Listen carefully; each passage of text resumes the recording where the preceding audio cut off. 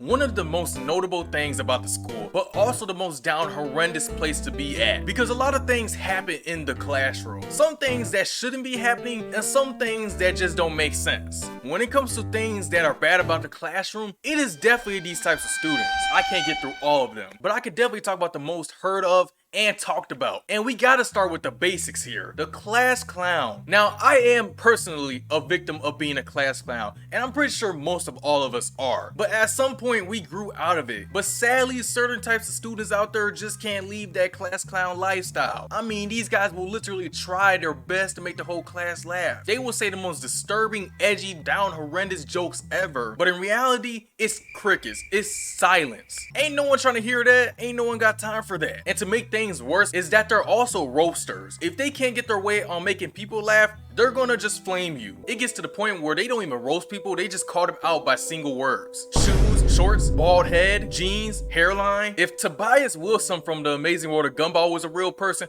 it definitely would be these class clowns. And don't get me started with the class clowns that try to pick on you. Yes, you, the person I'm talking to. I know we all had that one person, especially a class clown, that kept bothering you, always trying to make you laugh, always try to talk to you as if you're best friends or something. And instead of the teacher picking on a class clown, he will pick on you and try to get both of y'all in trouble, even though it wasn't your fault in the first place. I never understood why some of these teachers never took the time to actually understand what was going on, what the problem was. And then you have your usual, do we have homework today? Was there any homework from yesterday? You guys already know these types of students. They be the smartest ones that be doing it. They know they're gonna get a message sent to their iPad about homework being due, but for some reason they still call out the teacher and ask whether we have homework or not. And there are definitely days where the teacher was planning on not giving homework, but now all of a sudden the teacher changes their mind because someone had to open their mouth. And now you have a 6-page essay to do for tomorrow. It makes things worse when you also have the students that ask, do we have a quiz today? Do we have a test today? When it's written in bold letters on the board that we have a test. And it's always funny to see the teacher's reaction to whenever a student said this, because the teacher already know they not passing that test today. Them test and quiz days were no joke. And then we got the quiet kid. I swear these Jimmy Neutron type of kids out here really be trying to keep their mouth closed in the class. They be knowing everything. And people be trying to downplay some of these types of students. They may sit there and listen to heavy metal and be in their feelings all the time. But trust me, they move around devious. They move around like they're Dexter. Everyone should be friends with one of these quiet kids. Then we got the slackers. These are the types of people that will come to class and specifically pick on you to give your homework to them. The same people that will ask, what answers did you get for these problems? Hey yo Bobby, what answer did you get for number 9? And I can't stand some of these types of slackers when it comes to school projects. You always have that one person who's a slacker never finishing their slide. And if you guys understand how school projects work, all your grades are combined. So if one person didn't finish something on there, you all are gonna get a deduction. Not one person, you all are. And they be waking up on a due date, talk about when's the project done. And when they find out that's due on that day, all of a sudden they're Albert Einstein. They know y equals mx plus b. I don't know about y'all, but I always hated school projects just for this reason. Especially knowing how awkward it's going to be to present it. Those days will not be forgotten. And then let's talk about the types of students that bring food to class. Be bringing their school lunch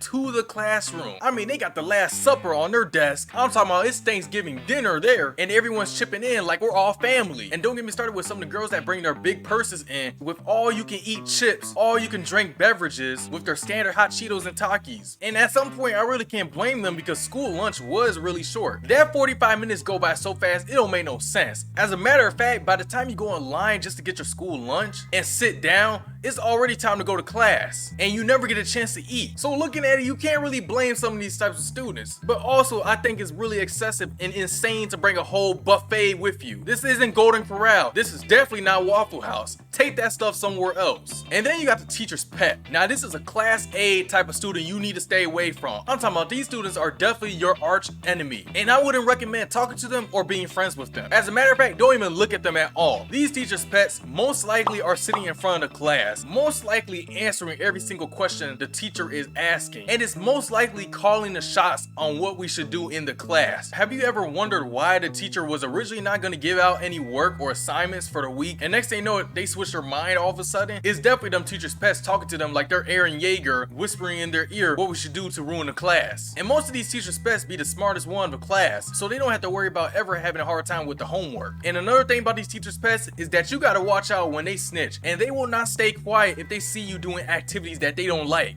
especially knowing the teacher doesn't like it. These students really be thinking they're about to get a star in the class. Y'all definitely need to be packed up. We gotta talk about the menace. The menace is another type of student you need to stay away from, and a student that you must make sure they are always 6 feet apart from you. They throwing all types of haymakers, punches, throwing you across the room. You guys already know them fights that happen in the hallway when you start hearing the shoe skirt on the ground and everyone screaming. Everyone got their phone out recording in bad quality, not getting the good shots or angles. And guess who it is? Lil Tommy the Menace out here whooping everybody's butts. And for some reason, even though the school knows about Lil Tommy, they ain't gonna do nothing about it. And next thing you know, Lil Tommy over here causing havoc through the whole school. I mean, these menaces really be thinking they're anime characters, really be unlocking abilities to eviscerate their enemy, and will pick on anyone, whether they know them or not. These are the different types of students that be in the classroom. Were you ever one of these types of students? Have you ever had an experience with one of these types of students? Or were you lucky enough to avoid them? ItzJoshNv, signing off.